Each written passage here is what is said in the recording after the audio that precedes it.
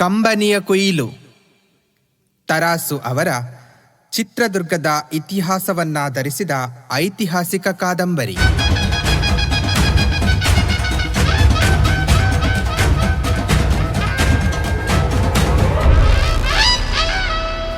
ಅಧ್ಯಾಯ 5. ಕಾಲ ದೇಶ ಸ್ಥಿತಿಗಳನ್ನು ಗೆದ್ದು ಮಾತೃತ್ವ ಮೆರೆಯಿತು. ಬರುವ ಯಾವ ಸೂಚನೆಯನ್ನೂ ಕೊಡದೆ ಅನಿರೀಕ್ಷಿತವಾಗಿ ಬಂದ ದಳವಾಯಿಯನ್ನು ಕಂಡು ಚಿಕ್ಕಣ್ಣ ನಾಯಕನಿಗೆ ಆಶ್ಚರ್ಯವಾಯಿತು. ಅವರಿಬ್ಬರಲ್ಲಿಯೂ ಹೆಚ್ಚು ಸ್ನೇಹವಿದ್ದಾಗಿಯೂ ದಳವಾಯಿ ಹಾಗೆಂದೂ ಬಂದವನಲ್ಲ.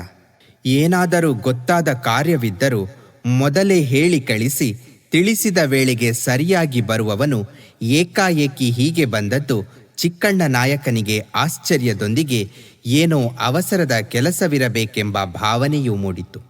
ಎಂತಲೇ ಮಧ್ಯಾಹ್ನದ ಊಟ ಉಂಡು ವಿಶ್ರಮಿಸಿದ್ದ ಚಿಕ್ಕಣ್ಣ ನಾಯಕ ಪಲ್ಲಂಗದಿಂದ ದಿಗ್ಗನೆ ಎದ್ದು ಮಾಮೂಲು ಮರ್ಯಾದೆಯ ಮಾತುಗಳನ್ನಾಡುವುದನ್ನು ಆಡದೆಯೇ ನೇರವಾಗಿ ವಿಷಯವನ್ನೇ ಪ್ರಸ್ತಾಪಿಸಿದ.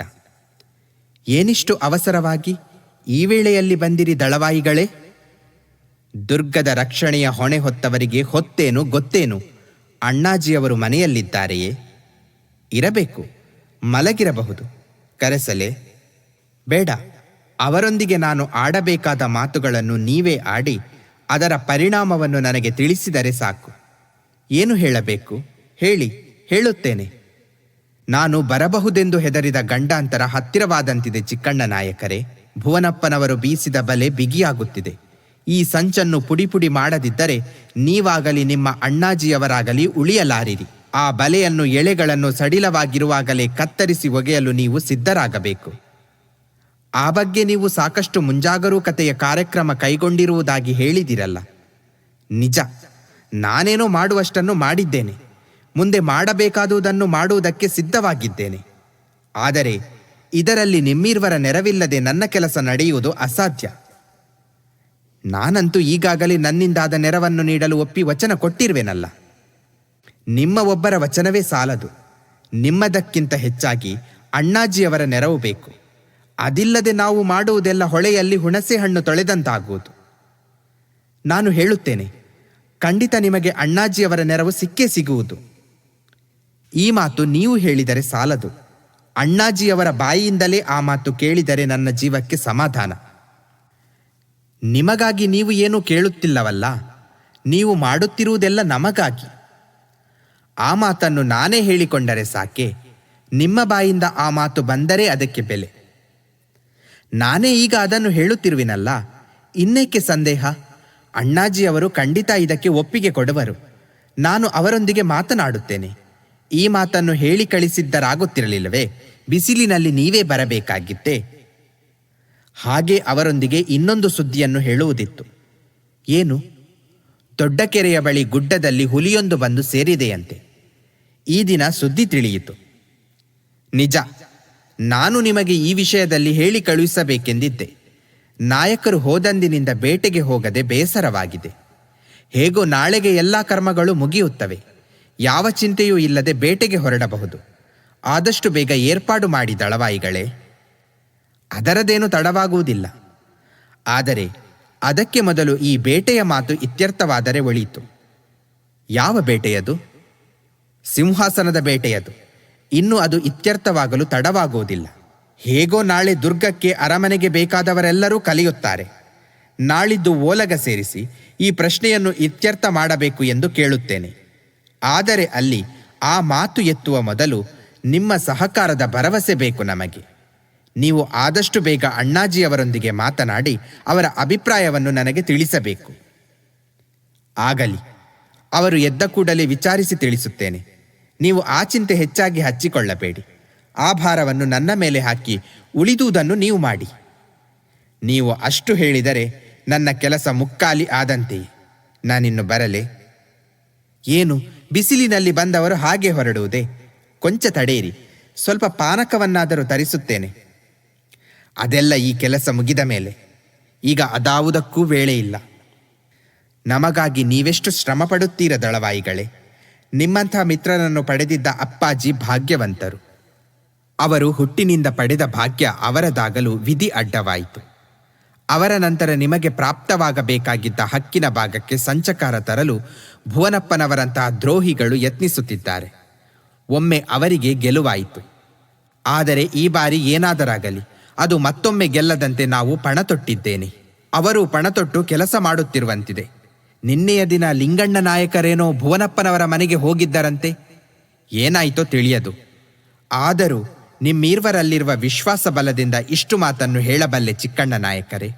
ನಾಳೆ ನಾಯಕರಾಗಿ ಎಲ್ಲರನ್ನೂ ಆಳುವಂಥವರು ಹೀಗೆ ಸಚಿವರ ಮನೆಗೆ ಅಲಿಯುವುದು ಮರ್ಯಾದೆಯಲ್ಲ. ಈ ಮಾತನ್ನಂತೂ ನೀವು ಅಗತ್ಯವಾಗಿ ಹೇಳಲೇಬೇಕು. ಆಗಲಿ. ಚಿಕ್ಕಣ್ಣ ನಾಯಕನಿಂದ ಆ ಭರವಸೆಯನ್ನು ಪಡೆದು ದಳವಾಯಿ ಮುದ್ದಣ್ಣ ಬಂದ ಕೆಲಸ ಅರ್ಧವಾಯಿತೆಂದು ಭಾವಿಸಿ ಅಲ್ಲಿಂದ ಮರಳಿದ. ದಳವಾಯಿಗಳು ಹೆಬ್ಬಾಗಿಲನ್ನು ದಾಟಿ ಹೋದುದನ್ನು ಚಿಕ್ಕಣ್ಣ ನಾಯಕ ವಾತಾಯನದಿಂದ ಕಂಡು ಕೂಡಲೇ ಆಳನ್ನು ಕರೆದು, ಅಣ್ಣಾಜಿಯವರು ಎದ್ದ ಕೂಡಲೇ ನನಗೆ ತಿಳಿಸು ಎಂದು ಹೇಳಿದ. ದೊಡ್ಡ ನಾಯಕರು ಮನೆಯಲ್ಲಿಲ್ಲ ಎಂದು ಹೇಳಿದ ಆಳು. ಈ ಮಾತನ್ನು ಕೇಳಿದ ಚಿಕ್ಕಣ್ಣ ನಾಯಕನಿಗೆ ಆಶ್ಚರ್ಯವಾಯಿತು. ಯಾವಾಗ ಹೊರಗೆ ಹೋದರು? ಊಟ ಮುಗಿಸಿದವರೇ ಒಂದು ಗಳಿಗೆ ವಿಶ್ರಾಂತಿಯನ್ನು ಪಡೆಯದೆ ಅವಸರವಾಗಿ ಹೋದರು. ಎಲ್ಲಿಗೆ? ಬಹುಶಃ ದೊಡ್ಡ ಅರಮನೆಗೆ ಹೋಗಿರಬಹುದು ಪ್ರಭು. ಅಪ್ಪಣೆಯಾದರೆ ಆಳನ್ನು ಕಳಿಸಿ ಸುದ್ದಿ ತರಿಸುತ್ತೇನೆ. ಏನೂ ಬೇಡ. ಅವರು ಬಂದ ಕೂಡಲೇ ನಾನು ನೋಡಬೇಕೆಂದು ಹೇಳಿದೆನೆಂದು ಅವರಿಗೆ ತಿಳಿಸು. ಅಪ್ಪಣೆ ಜಿಯ. ಆಳು ಹೇಳಿದುದನ್ನು ಕೇಳಿ ಚಿಕ್ಕಣ್ಣ ನಾಯಕನಿಗೆ ಏಕೋ ತುಂಬ ಅಸಮಾಧಾನವಾಗಿತ್ತು. ಮುದ್ದಣ್ಣ ಹೇಳಿದ ಮಾತು ಅವನ ಹೃದಯದಡಿಯಲ್ಲಿ ಕುಳಿತು, ನಿಜ, ನಾಳೆ ನಾಯಕರಾಗಿ ಎಲ್ಲರನ್ನೂ ಆಳಬೇಕಾದವರು ಹೀಗೆ ಮಾಡಬಾರದು ಎಂದು ಮತ್ತೆ ಮತ್ತೆ ನುಡಿಯುತ್ತಿತ್ತು. ಅದೇ ಅಸಮಾಧಾನದಲ್ಲೇ ಕುದಿಯುತ್ತಾ ಲಿಂಗಣ್ಣ ನಾಯಕ ಬರುವುದನ್ನೇ ಕಾಯುತ್ತಾ ಕುಳಿತ. ಆದರೆ ಲಿಂಗಣ್ಣ ನಾಯಕ ತನ್ನ ಚಿಕ್ಕಮ್ಮ ಓಬವ್ವನಾಗತಿಯ ಅಂತಃಪುರದಲ್ಲಿ ಮಾತನಾಡುತ್ತಾ ಕುಳಿತಿದ್ದ. ಆತನ ಸುತ್ತ ಕುಳಿತ ಭುವನಪ್ಪನವರು ಓಬವ್ವನಾಗತಿಯವರ ಮುಖ ಗಂಭೀರವಾಗಿದ್ದು ಮಾತುಕತೆಗಳ ಮಹತ್ವವನ್ನು ಸಾರಿ ಹೇಳುವಂತಿತ್ತು.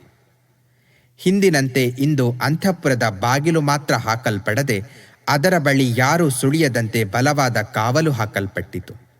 ನಾಗತಿಯರ ಅಪ್ಪಣೆಯಾಗುವವರೆಗೂ ಯಾರನ್ನೂ ಅವರನ್ನು ಕಾಣಲು ಬಿಡಕೂಡದೆಂದು ಅಪ್ಪಣೆ ಪಡೆದ ಕಸ್ತೂರಿ ನಾಯಕ ನೋಟದಿಂದಲೇ ಬಳಿ ಸಾರುವವರನ್ನು ಬೆದರಿಸುತ್ತಾ ಸೊಂಟದಲ್ಲಿ ಬೆತ್ತಲೆಯಾಗಿ ಹೊಳೆಯುತ್ತಿದ್ದ ಖಡ್ಗದ ಮೇಲೆ ಕೈಯಿಟ್ಟು ನಿಂತಿದ್ದ. ಭುವನಪ್ಪನವರು ಲಿಂಗಣ್ಣ ನಾಯಕರೊಡನೆ ಅರಮನೆಯನ್ನು ಪ್ರವೇಶಿಸಿದ ಕೂಡಲೇ ಅರಮನೆಗೆ ದಳವಾಯಿಗಳು ನೇಮಿಸಿದ ಕಾವಲು ಪಡೆಯ ನಾಯಕನಾದ ವೀರನಾಯಕ ತನ್ನ ಭಟರೊಡನೆ ಅಲ್ಲಿಗೆ ಕಾವಲು ಕಾಯಲು ಬಂದಿದ್ದ. ಆದರೆ ಮುಚ್ಚಿದ ಅಂತಃಪುರದ ಬಾಗಿಲ ಬಳಿ ಕಾವಲು ನಿಂತ ಕಸ್ತೂರಿ ನಾಯಕ ಹೊರಬಾಗಿಲ ಬಳಿಯಲ್ಲೇ ಅವರನ್ನು ತಡೆದು ಹೇಳಿದ, ಈ ದಿನ ಇಲ್ಲಿ ಹೊರಗಿನವರಾರು ಪ್ರವೇಶಿಸಕೂಡದೆಂದು ನಾಗತಿಯರ ಅಪ್ಪಣೆಯಾಗಿದೆ. ಈ ಮಾತನ್ನು ಕೇಳಿ ವೀರನಾಯಕ ದಿಗ್ಭ್ರಾಂತನಾದ. ಹಾಗೆ ಕೊಂಚ ಸಿಟ್ಟೂ ಬಂತು. ಈ ಸಿಟ್ಟು ಅಸಮಾಧಾನದಲ್ಲೇ ಹೇಳಿದ, ಈ ಅಪ್ಪಣೆ ಅಪರಿಚಯಸ್ಥರಿಗೆ ಅನ್ವಯಿಸಬಹುದೇ ಹೊರತು ಕಾವಲು ಪಡೆಯವರಿಗೆ ಅನ್ವಯಿಸಲಾರದು. ನಾವು ಅಧಿಕಾರಸ್ಥರು, ಅರಮನೆಗೆ ಪ್ರವೇಶಿಸದಂತೆ ತಡೆಯಲೆಂದೇ ದಳವಾಯಿಗಳಿಂದ ನೇಮಿತರಾದವರು. ಅವರ ಅಪ್ಪಣೆ ನಡೆಸಬೇಕಾದುದು ನಮ್ಮ ಕರ್ತವ್ಯ. ನಿಜ, ನಿಮ್ಮ ಕರ್ತವ್ಯ ನೀವು ಮಾಡಿ. ಅರಮನೆಯ ಹೊರಬಾಗಿಲನ್ನು ಕಾದು ನಿಮ್ಮ ಕರ್ತವ್ಯವನ್ನು ನಿರ್ವಹಿಸಬಹುದು. ಅಂತಃಪುರದೊಳಗೆ ಯಾರನ್ನೂ ಬಿಡಕೂಡದೆಂದು ನಾಗತಿಯರು ಕಟ್ಟಪ್ಪಣೆ ಮಾಡಿದ್ದಾರೆ.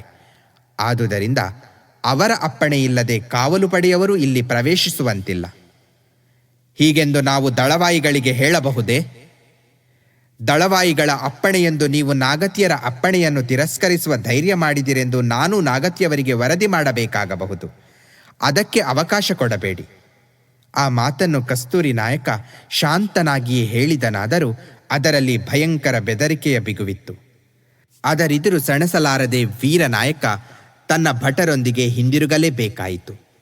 ಮುಚ್ಚಿದ ಬಾಗಿಲಷ್ಟೇ ಬಿಗಿಯಾಗಿ ನಿರ್ವೀಕಾರನಾಗಿ ಕತ್ತಿಯ ಮೇಲೆ ಕೈಯನ್ನಿಟ್ಟು ನಿಂತ ಕಸ್ತೂರಿ ನಾಯಕನ ಮುಖವನ್ನೊಮ್ಮೆ ಬೆರಗು ಗಣ್ಣುಗಳಿಂದ ನೋಡಿ ವೀರನಾಯಕ ತನ್ನ ಭಟರೊಡನೆ ಹೊರಟು ಹೋದ.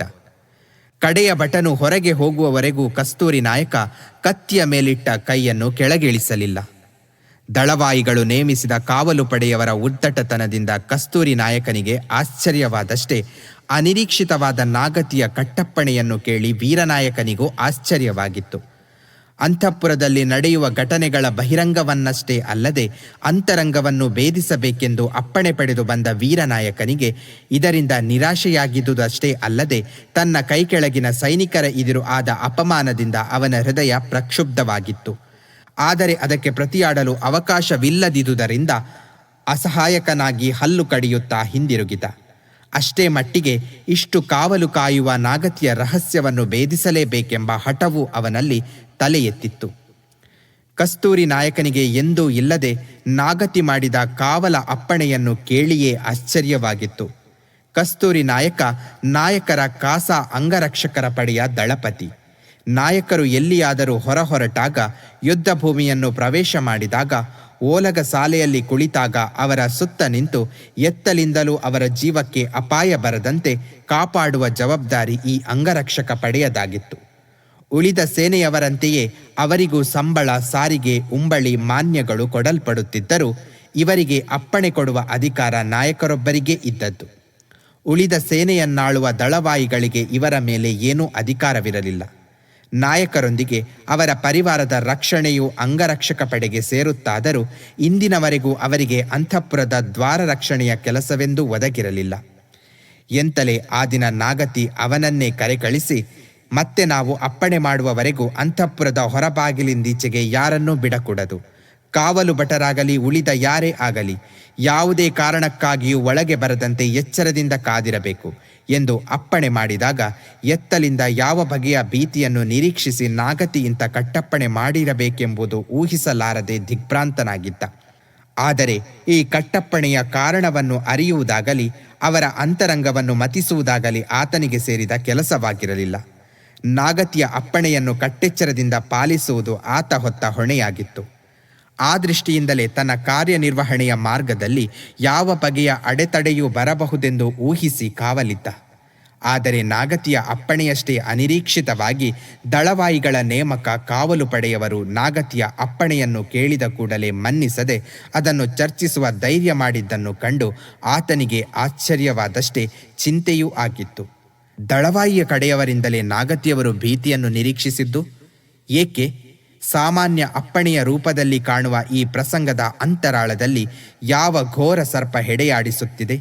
ಯಾರಿಂದ ಯಾರಿಗೆ ಭೀತಿ? ಯಾವ ಕಾರಣಕ್ಕಾಗಿ? ಎಷ್ಟು ಚಿಂತಿಸಿದರೂ ಆ ಸಮಸ್ಯೆ ಬಗೆಹರಿಯಲಿಲ್ಲ. ಆದರೆ ಆ ಭೀತಿ ಯಾವ ಕಡೆಯಿಂದಲೇ ಯಾವ ರೂಪದಿಂದಲೇ ಬರಲಿ, ಏನಾದರಾಗಲಿ ಪ್ರಾಣ ಕೊಟ್ಟಾದರೂ ನಾಗತಿಯನ್ನು ಅದರಿಂದ ರಕ್ಷಿಸಲೇಬೇಕೆಂದು ನಿರ್ಧಾರ ಮಾಡಿ ಆ ಭೀಮ ನಿರ್ಧಾರವೇ ಮಾನವಾಕೃತಿಯನ್ನು ತಳೆದಂತೆ ಅಂತಃಪುರದ ಬಾಗಿಲೆದುರು ಕಾವಲು ನಿಂತ ಕಸ್ತೂರಿ ನಾಯಕ. ಒಳಗೆ ಮಾತನಾಡುತ್ತಾ ಕುಳಿತವರಿಗೆ ಹೊರಗೆ ನಡೆದ ಪ್ರಸಂಗ ಕಿವಿಯ ಮೇಲೆ ಬೀಳಲಿಲ್ಲ.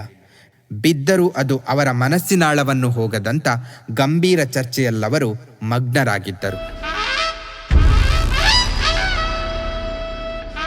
ನಿನ್ನೆ ನೀನು ಇಲ್ಲಿಗೆ ಬಂದಾಗ ನಿನ್ನನ್ನೊಂದು ಮಾತು ಕೇಳಿದ್ದೆ, ನೆನಪಿದೆಯೇ ಲಿಂಗಣ್ಣ? ನಾಗತಿಯು ತನ್ನ ಇದಿರು ಕುಳಿತ ಲಿಂಗಣ್ಣ ನಾಯಕನನ್ನು ಕೇಳಿದಳು.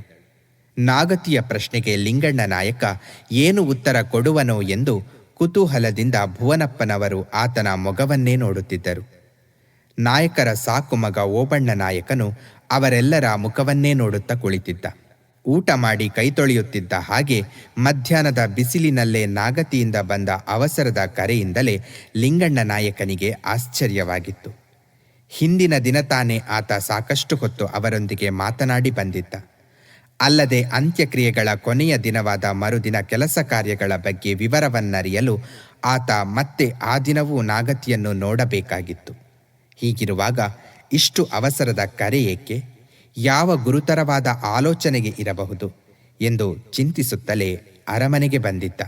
ನಾಗತಿಯ ಅಂತಃಪುರದಲ್ಲಿ ಭುವನಪ್ಪನವರನ್ನು ನೋಡಿ ನಡೆಯಬೇಕಾದ ಸಮಾಲೋಚನೆ ತಾನು ಯೋಚಿಸಿದುದಕ್ಕಿಂತ ಗುರುತರವಾದುದೇ ಇರಬೇಕು ಎನಿಸಿತು ಆತನಿಗೆ. ಹಿಂದಿನ ದಿನ ರಾತ್ರಿ ಆತ ನಾಗತಿಯ ಮಾತಿನಂತೆ ಭುವನಪ್ಪನವರನ್ನು ನೋಡ ಹೋದಾಗ ಅಲ್ಲಿ ನಡೆದ ಚರ್ಚೆ ಆತನಿಗೆ ಆಶ್ಚರ್ಯವನ್ನುಂಟು ಮಾಡಿತ್ತು. ನಾಗತಿಯ ಮಾತಿನಂತೆ ತಾನು ಅಲ್ಲಿಗೆ ಬಂದೆ ಎಂದು ಹೇಳಿದಾಗ ಅವರು ಇದ್ದಕ್ಕಿದ್ದ ಹಾಗೆ ಮುಂದೆ ನಾಯಕರು ಯಾರಾಗಬೇಕೆಂದು ನಿನ್ನ ಅಭಿಪ್ರಾಯ ಎಂದು ಕೇಳಿ ಈತನನ್ನು ದಿಗ್ಭ್ರಮೆಗೊಳಿಸಿದ್ದರು. ಅಲ್ಲದೆ ಅವರ ಮಾತಿನ ತಲೆಬುಡವೇ ಗೊತ್ತಾಗದ ಹಾಗೆ ಸುತ್ತು ಬಳಸಾಗಿ ಮಾತನಾಡಿ ಆ ದಿಗ್ಭ್ರಮೆಯನ್ನು ಮತ್ತಷ್ಟು ಬಲಗೊಳಿಸಿದ್ದರು. ಈಗ ನಾಗತಿ ಕೇಳಿದ ಪ್ರಶ್ನೆ ಮತ್ತೆ ಆತನಲ್ಲಿ ಹಿಂದಿನ ರಾತ್ರಿಯ ದಿಗ್ಭ್ರಾಂತಿ ಮರುಕಳಿಸುವಂತೆ ಮಾಡಿತು. ಎಂತಲೇ ನಾಗತಿಯ ಮಾತಿಗೆ ನೇರವಾಗಿ ಉತ್ತರ ಕೊಡಲಾಗದೆ, ಅದೇನು ಮಾತು ಹೇಳಿ ಚಿಕ್ಕಮ್ಮ ಎಂದ. ನಿನ್ನೆ ಹೇಳಿದ ಮಾತು ಈಗಾಗಲೇ ಮರೆತು ಹೋಯಿತೆ? ನಿನ್ನೆ ಒಂದು ಮಾತಾಡಿದೆವ, ಏನಾದರಾಗಲಿ ಹೇಳಿ ಚಿಕ್ಕಮ್ಮ. ನಿಮ್ಮ ಮಾತನ್ನು ನಡೆಸಿಕೊಡುವ ಭಾರ ನನ್ನದು. ಹಾಗೆಲ್ಲ ನಿಮ್ಮ ಕುರುಡು ವಾಗ್ದಾನ ಪಡೆಯುವ ಇಚ್ಛೆ ನಮಗಿಲ್ಲ ಲಿಂಗಣ್ಣ ನಾಯಕರೇ. ನಾಳೆ ನೀವೇ ಆಗಲಿ ಲೋಕವೇ ಆಗಲಿ ಯಾರು ನಾವು ನಿಮ್ಮಿಂದ ಮಾತೇನೆಂದು ತಿಳಿಸದೆಯೇ ಮೋಸ ಮಾಡಿದೆವೆಂದು ಅಂದುಕೊಳ್ಳಬಾರದು. ಆದುದರಿಂದ ವಿಷಯವೇನೆಂದು ಕೂಲಂಕುಷವಾಗಿ ತಿಳಿದುಕೊಳ್ಳಿ. ಅನಂತರ ನಮ್ಮ ಮಾತು ಒಪ್ಪಿಗೆಯಾದರೆ ನಡೆಸಿಕೊಡಿ. ಇಲ್ಲವೆನಿಸಿದರೆ ಸ್ಪಷ್ಟವಾಗಿ, ನಿರ್ಭಯವಾಗಿ, ನಿಸ್ಸಂಕೋಚವಾಗಿ ಇಲ್ಲವೆಂದು ಹೇಳಿ. ಏಕೆಂದರೆ ಇದು ನಾವಾಡುತ್ತಿರುವುದು ಒಂದು ದಿನದ ಮಾತಲ್ಲ. ಇಂದಿನ ಮಾತು ಸೂರ್ಯ ಚಂದ್ರರಿರುವವರೆಗೂ ನಡೆಯುವಂಥದ್ದು. ನಿಮಗೆ ಅಪಾರ ಹಾನಿಯಾಗುವಂತಹ ಮಾತು. ಆದ್ದರಿಂದಲೇ ನಿಮ್ಮಲ್ಲಿ ಅಪಾರ ವಿಶ್ವಾಸವಿದ್ದರೂ ನಾಗತಿ ಹಿಂಜರಿದು ಮಾತನಾಡುತ್ತಿರುವುದು. ಭುವನಪ್ಪನವರು ಮುಂದೆ ಆಡಬೇಕಾದ ಮಾತಿಗೆ ಪೀಠಿಕೆ ಹಾಕುತ್ತಾ ಹೇಳಿದರು. ನಿನ್ನೆಯೂ ಹೀಗೆ ಏನೋ ಒಂದು ಮಾತು ಬಂದಿತ್ತು ಭುವನಪ್ಪನವರೇ. ನಾನಾಗಲೇ ಚಿಕ್ಕಮ್ಮನವರಿಗೆ ಹೇಳಿದೆ, ನಿಮಗೆ ಬೇಕೆಂದರೆ ಪ್ರಾಣ ಕೊಡಲು ಕೂಡ ನಾನು ಹಿಂಜರಿಯುವುದಿಲ್ಲ ಎಂದು. ಇಂದು ನೀವು ಹೇಳಲಿರುವ ಮಾತು ಎಂಥದ್ದು, ಕೇಳಲಿರುವ ವಾಗ್ದಾನ ಎಂಥದ್ದು ನಾನರಿಯೆ. ಆದರೆ ಮಾತನ್ನು ಹೇಳಲು ನೀವು ಪಡುತ್ತಿರುವ ತೊಳಲಾಟವನ್ನು ನೋಡಿದರೆ ಅದು ತುಂಬಾ ಮಹತ್ತರದ ಮಾತಿರಬೇಕೆಂದೇ ತೋರುತ್ತದೆ. ಆದರೂ ನಾನು ಪ್ರಮಾಣ ಮಾಡಿ ಹೇಳುತ್ತೇನೆ, ನನ್ನನ್ನು ಯಾವುದನ್ನೂ ಕೇಳಲು ಚಿಕ್ಕಮ್ಮನವರು ಸಂಕೋಚ ಪಡಬೇಕಾಗಿಲ್ಲ. ಅವರ ಮಾತು ಏನಿದ್ದರೂ ತಲೆಯ ಮೇಲೆ ಹೊತ್ತು ನಡೆಸುತ್ತೇನೆ, ಖಚಿತವಾಗಿ ಹೇಳಿದ ಲಿಂಗಣ್ಣ ನಾಯಕ. ನನ್ನಲ್ಲಿ ಪ್ರೀತಿ ತೋರಿ ನನ್ನ ಬಾಯಿ ಕಟ್ಟುತ್ತಿದ್ದೀಯ ಲಿಂಗಣ್ಣ. ನನ್ನನ್ನು ನೀನು ತಾಯಿ ಎಂದೆ. ಆದರೆ ತಾಯಿ ಮಗನಿಗೆ ಹೇಳಬಾರದಂಥ ಮಾತನ್ನು ಹೇಗೆ ಹೇಳಲಿ ಎಂಬುದೇ ನನ್ನ ಚಿಂತೆ. ಲಿಂಗಣ್ಣನ ಮೊಗವನ್ನು ನೋಡಲು ಸಂಕೋಚವಾದವಳಂತೆ ಮುಖವನ್ನು ನೆಲದತ್ತ ಬಾಗಿಸಿ ಹೇಳಿದಳು ನಾಗತಿ. ಚಿಕ್ಕಮ್ಮ, ಜಗತ್ತಿನಲ್ಲಿ ನಾನು ನಂಬದಿರುವಂತಹ ವಸ್ತುಗಳು ಎಷ್ಟೋ ಇವೆ. ನಂಬುವ ವಸ್ತುಗಳು ಕೆಲವಿವೆ. ಈ ಗುಡ್ಡ ಕುಸಿಯುವುದಿಲ್ಲ ಎಂದು ನಂಬಿದ್ದೇನೆ. ಆದರೆ ಒಂದು ವೇಳೆ ಭೂತಾಯಿಯೇ ಇದರ ಭಾರ ಬೇಸರವಾಗಿ ಬಾಯಿ ತೆರೆದು ಇದನ್ನು ನುಂಗಬಹುದು. ಆದರೆ ತಾಯಿಗಿಂತ ಹೆಚ್ಚಿನ ತಾಯಿಯಾಗಿ ಈ ತಬ್ಬಲಿಯನ್ನು ಸಾಕಿದ ನೀವು ಎಂದೂ ನನಗೆ ಹಾನಿಯಾಗುವಂಥ ಕೆಲಸ ಮಾಡುವುದಿಲ್ಲ. ಆದರೆ ಲೋಕದಲ್ಲಿರುವವರೆಲ್ಲರೂ ನಿನ್ನಂತೆಯೇ ತಿಳಿಯುವುದಿಲ್ಲ ಲಿಂಗಣ್ಣ. ಹನಿ ಹನಿಯಾಗಿ ಬಿದ್ದರೂ ನೀರು ಕಡೆಗೊಂದು ದಿನ ಕೋಡುಗಲ್ಲನ್ನೇ ಕದಲಿಸುವಂತೆ ಲೋಕದ ಮಾತು ನಿನ್ನ ನಂಬಿಕೆಯನ್ನು ಕೆಡಿಸಬಹುದು. ಲೋಕದ ಜನ ಬೇಕಾದದ್ದು ಹೇಳಬಹುದು ಚಿಕ್ಕಮ್ಮ. ಅವರು ಕಾಣುವುದು ಬಹಿರಂಗವನ್ನು ಮಾತ್ರ. ನಿನ್ನ ಹೃದಯಾಂತರಾಳದಲ್ಲಿ ಪ್ರಜ್ವಲಿಸುತ್ತಿರುವ ದೇವತಾ ಮೂರ್ತಿಯನ್ನವರು ಕಾಣಲಾರರು. ನಾನು ಬಲ್ಲೆ, ನೀನು ಇಂದು ಹೇಳುವ ಮಾತು ಜಗತ್ತಿಗೆ ಕೆಡುಕಾಗಿ ಕಾಣಬಹುದು. ನನಗೆ ಒಂದು ಗಳಿಗೆ ಅಪ್ರಿಯವಾಗಿ ಅಹಿತವಾಗಿ ಕಾಣಬಹುದು. ಆದರೂ ನಾನು ಏಕನಾಥೇಶ್ವರಿಯ ಪಾದ ಹಿಡಿದು ಸಾರಿ ಹೇಳುತ್ತೇನೆ, ನಿನ್ನಲ್ಲಿ ಹುದುಗಿರುವ ಮಾತೃದೇವತೆ ನನಗೆಂದೂ ಕೇಡು ಬಗೆಯಲಾರಳು. ಸತ್ಯವನ್ನು ಸಾರುವ ಪ್ರವಾದಿಯ ನಿಶ್ಚಿತ ಧ್ವನಿಯಲ್ಲಿ ಹೇಳಿದ. ಆತನ ಮಾತು ಕೇಳಿ ನಾಗತಿಯ ಗಂಟಲು ಬಿಗಿದು ಬಂದಿತು. ಭುವನಪ್ಪನವರ ಕಂಗಳಾಳದಲ್ಲಿಯೂ ನೀರಾಡಿದಂತೆ ತೋರಿತು. ನಿನ್ನೆ ನಿನಗೆ ಮಗನ ತಲೆಯನ್ನೇ ಕೇಳಿದ ತಾಯಿಯೊಬ್ಬಳ ಕತೆ ಹೇಳಿದೆನಲ್ಲವೇ ಲಿಂಗಣ್ಣ? ಇಂದು ನಾನು ಅಂಥ ತಾಯಿಯಾಗಬೇಕೆಂದೇ ಮಾಡಿದ್ದೇನೆ. ನನ್ನ ತಲೆಯ ಬಲಿಬೇಕೇ ಚಿಕ್ಕಮ್ಮ? ಸಿಡಿಲು ಸೋಕಿದವನಂತೆ ಚಕಿತನಾಗಿ ಕೇಳಿದ ಲಿಂಗಣ್ಣ ನಾಯಕ. ಮರುಗಳಿಗೆ ಆ ಆಘಾತದಿಂದ ಸಾವರಿಸಿಕೊಂಡು ಹೇಳಿದ, ಅದೇ ನಿನ್ನ ಇಚ್ಛೆಯಾದರೆ ಹಾಗೂ ಆಗಲಿ ಚಿಕ್ಕಮ್ಮ.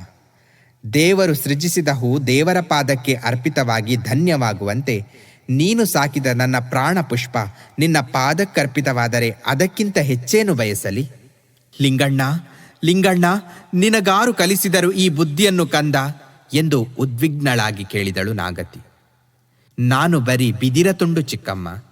ಇದರಲ್ಲಿ ಉಸಿರು ಊದಿ ಇಂಚರವನ್ನು ಮೂಡಿಸುವ ಶಕ್ತಿ ನನ್ನಿದಿರು ಕುಳಿತಿರುವ ತಾಯಿ ದೇವಿ. ನೀನು ಇಂಥ ಮಗನೆಂದು ನಾನು ಅರಿತಿದ್ದೆ ಲಿಂಗಣ್ಣ. ಅದಕ್ಕೆ ನಾಯಕರು ಇರುವವರೆಗೂ ಅವರ ಬಯಕೆಗೆ ಸಮ್ಮತಿಸಲಿಲ್ಲ. ಆದರೀಗ ಅವರು ತಮ್ಮ ಬಯಕೆಯನ್ನು ಕಾರ್ಯರೂಪಕ್ಕೆ ತರುವ ಭಾರವನ್ನು ನನ್ನ ಹೆಗಲ ಮೇಲೆ ಹೇರಿ ಹೋಗಿದ್ದಾರೆ. ನಿನ್ನ ಹಾಗೆ ನಾನು ಬರೀ ಬಿದಿರ ತುಂಡು. ನಾಯಕರ ಇಚ್ಛೆ ನನ್ನನ್ನು ನುಡಿಸುತ್ತಿದೆ. ನಿನ್ನನ್ನು ನಾನು ಕೇಳಬೇಕಾದುದಿಷ್ಟೇ ಲಿಂಗಣ್ಣ. ನಾಯಕರು ಅನಾಥವಾಗಿ ಬಿಟ್ಟು ತೆರಳಿದ ಈ ದುರ್ಗದ ರಾಜ್ಯ ಹಕ್ಕಿನಿಂದ ನಿನ್ನದು. ನೀನು ಇದನ್ನು ನನಗೇ ಬೇಕು ಎಂದರೆ ಅದಕ್ಕೆ ಯಾರೂ ಅಡ್ಡಿ ಬರುವುದಿಲ್ಲ. ಒಂದು ಕಡೆ ಈ ರಾಜ್ಯವಿದೆ, ಇನ್ನೊಂದು ಕಡೆ ನಾನು ನಿನ್ನನ್ನು ಕೇಳಬೇಕೆಂದಿದ್ದುದಿಷ್ಟೇ. ನಿನಗಾವುದು ಬೇಕು? ಈ ರಾಜ್ಯವೇ? ನಾನೇ? ಇದು ಏನು ಅಗ್ನಿ ಪರೀಕ್ಷೆ ಚಿಕ್ಕಮ್ಮ? ನನ್ನದಾದ ರಾಜ್ಯವನ್ನು ನನಗೇ ಬೇಕು ಎಂದರೆ ಅದರಿಂದಾಗಿ ನಾನು ನಿನಗೆ ಎರವಾಗಬೇಕೇ? ಹೌದು ಲಿಂಗಣ್ಣ. ಏಕೆ ಏಕೆ? ಇದೇನು ವಿಧಿಯ ವಿಕಟಾಟ್ಟಹಾಸ? ಹೃದಯದಲ್ಲಿ ದಿಗ್ಗನೆ ಹೊತ್ತಿದ ಉದ್ವಿಗ್ನತೆಯಲ್ಲಿ ಕುಳ್ಳಿರಲಾರದೆ ಎದ್ದು ನಿಂತು ಕೇಳಿದ ಲಿಂಗಣ್ಣ ನಾಯಕ. ಹೌದು ಮಗು, ಇಂದಿನ ಪರಿಸ್ಥಿತಿ ಹಾಗಿದೆ. ನಾನಿಂದು ಸ್ವತಂತ್ರಳಲ್ಲ. ನಾಯಕರ ಕೈ ಹಿಡಿದಂದು ನಾನು ಅವರವಳಾದೆ. ಅವರು ಇಲ್ಲಿರಲಿ ಸ್ವರ್ಗದಲ್ಲಿರಲಿ, ನಾನವರ ಛಾಯಾನುವರ್ತಿನಿ. ನಾನಿಲ್ಲಿ ಉಳಿದಿರುವುದು ಅವರ ಬಯಕೆಯನ್ನು ನಡೆಸಬೇಕೆಂದು. ಅದಕ್ಕೆ ವಿರೋಧಿಗಳಾದವರು ನನಗೂ ವಿರೋಧಿಗಳೇ. ನಾನು ನಿಷ್ಠುರ ಕರ್ತವ್ಯದ ಬಂದಿ ಲಿಂಗಣ್ಣ.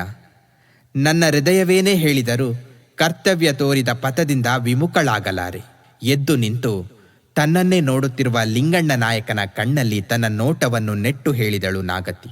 ಆ ನೋಟದ ತೀವ್ರತೆಯನ್ನು ತಡೆಯಲಾರದವನಂತೆ ಲಿಂಗಣ್ಣ ನಾಯಕ ಒಮ್ಮೆ ತಲೆ ಕೊಡಹಿ ಒಂದು ಗಳಿಗೆ ಅತ್ತಿಂದಿತ್ತ ಅಡ್ಡಾಡುತ್ತಿದ್ದು ಬಳಿಕ ತಟಕ್ಕನೆ ನಿಂತು ಸುತ್ತ ಕುಳಿತವರನ್ನು ದುರುಗುಟ್ಟಿ ನೋಡುತ್ತಾ ಕೇಳಿದ, ನಾಯಕರಿಗೆ ನಮ್ಮ ಮೇಲೇಕೆ ಅಷ್ಟು ದ್ವೇಷವಿತ್ತು? ಅದಕ್ಕೆ ಉತ್ತರ ನಾನು ಹೇಳಬಲ್ಲೆ ಲಿಂಗಣ್ಣ ನಾಯಕರೇ. ನಾಯಕರಿಗೆ ನಿಮ್ಮ ಮೇಲೆ ದ್ವೇಷವಿರಲಿಲ್ಲ. ಇದ್ದಿದ್ದರೆ 22 ವರ್ಷಗಳ ಕಾಲ ನೀವು ಈ ಪ್ರಶ್ನೆಯನ್ನು ಕೇಳಲು ಉಳಿದಿರುತ್ತಿರಲಿಲ್ಲ. ಲಿಂಗಣ್ಣ ನಾಯಕನ ಪ್ರಶ್ನೆಗೆ ಭುವನಪ್ಪನವರು ಉತ್ತರ ಕೊಟ್ಟರು. ಅಂದರೆ ನಾಯಕರಿಗೆ ನಿಮ್ಮ ಮೇಲೆ ವಿಶ್ವಾಸವಿತ್ತು, ಆದರೆ ದುರ್ಗದ ಹಿತದ ಬಗ್ಗೆ ಎಲ್ಲಕ್ಕಿಂತ ಹೆಚ್ಚು ಆಸಕ್ತಿ ಇತ್ತು.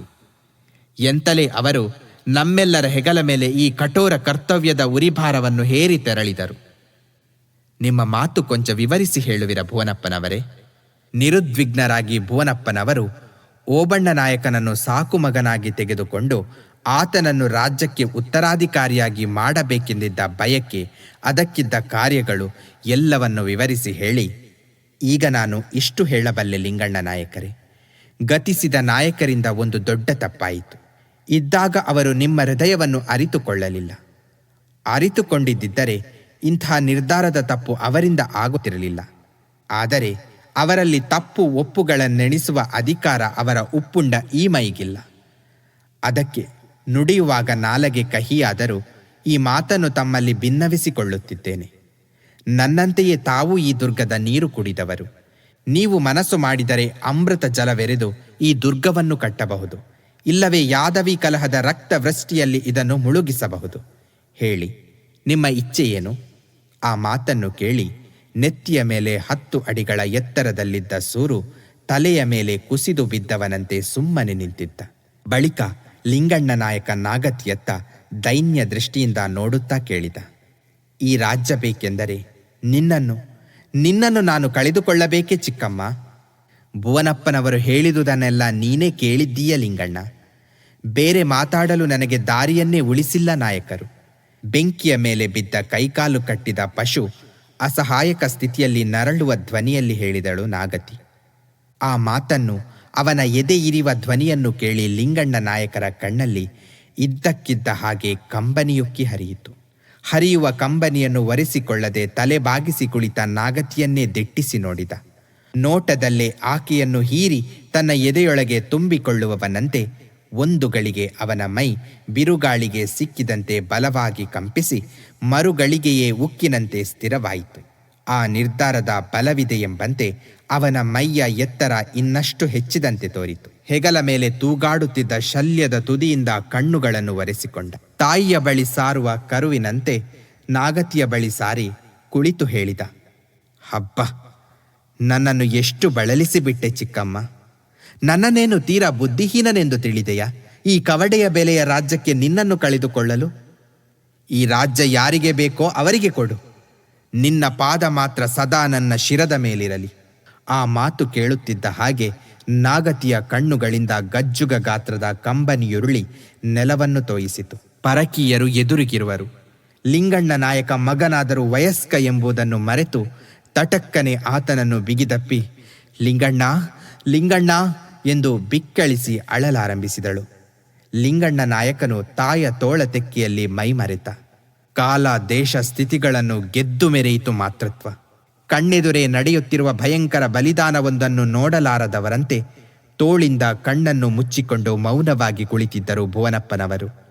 ತನ್ನ ಕೈಯಿಂದಲೇ ಅನಿವಾರ್ಯವಾಗಿ ಕೊಲೆಯೊಂದು ನಡೆಸಿದ ಸಾಧು ಜೀವ ಆರ್ತ ಸ್ವರದಿಂದ ದೇವನ ಕ್ಷಮಾಪಣೆಯನ್ನು ಕೇಳುವಂತೆ ಅವರ ಹೃದಯ ಚೀರುತ್ತಿತ್ತು. ಬಿರುಗಾಳಿ ಕಡೆದ ಕಡಲಲೆಗಳಂತೆ ಭಾವದ ಉಕ್ಕಿನಿಂದ ಗದ್ಗದಿಸುವ ಸ್ವರವನ್ನು ಎಳೆದು ಹಿಡಿಯುತ್ತಾ ಹೇಳಿದರು, ಧನ್ಯ ಲಿಂಗಣ್ಣ ನಾಯಕ, ಧನ್ಯ. ಆ ಮಾತು ತನ್ನ ಕಿವಿಗೆ ಬೀಳದವನಂತೆ, ಅವರು ಅಲ್ಲಿರುವುದು ಅರಿವಿಲ್ಲದವನಂತೆ ನಾಗತಿಯನ್ನು ಕೇಳಿದ ಲಿಂಗಣ್ಣ ನಾಯಕ. ಇಷ್ಟು ಸಣ್ಣ ಮಾತು ಹೇಳಲು ನೀನು ಇಷ್ಟು ತಾಪ ಪಡಬೇಕೇ ಚಿಕ್ಕಮ್ಮ? ಕಾಸಿನ ಬೆಲೆಯ ಮಾತಿಗಾಗಿ ನಿನ್ನ ಕಣ್ಣಿಂದ ನೀರು ಸುರಿಯಬೇಕೆ? ಅದು ಆಗದು. ಹೇಳು, ಕಂಬನಿಯ ಮೋಡ ಕಟ್ಟಿದ ನಿನ್ನ ಕಣ್ಣಲ್ಲಿ ನಗೆ ಬಿಸಿಲು ಮೂಡಲು ನಾನೇನು ಮಾಡಬೇಕು?